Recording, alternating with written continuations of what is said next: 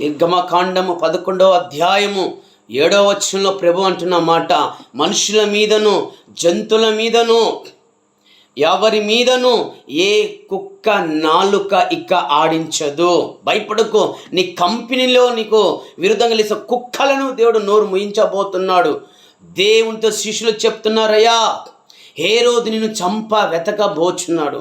అదే ప్రభు, అదే శిష్యులు చెప్పిన మాట ఆ నక్కతో చెప్పు, నేడును రేపును నేను దయ్యాలను వెళ్ళగొడతా, నేడును రేపును ఎల్లుండి రోగులు స్వస్థపరుస్తూనే ఉంటా, ఆ నక్కతో చెప్పని ప్రభు అంటున్నాడు. హల్లెలూయా. లూకా సువార్త 13:31లో ప్రభు నీ గురించి ప్రభు కుక్కల నక్కల నోర్లు ముంచబోతున్నాడు. ఏ కుక్క అయితే నీ కంపెనీలో మొరుగుతుందో, ఏ భాషను చూసి భయపడుతున్నావో, రేపు జరిగిన కేసును చూసి భయపడుతున్నావో, నీ వ్యాపారమును, నీ ఉద్యోగం, నీ పరిచర్య మీదకి లేస్తున్న కుక్కల నక్కలు చూసి భయపడుతున్నావో, ఆ నక్కలతో ప్రభు చెప్తున్నాడు, రేపు ఎల్లుండికి ఎన్నడు ఆ కుక్కలు నక్కల నోర్లు నాలుకలు ఆడించవు. నమ్మకంగా ఉండు.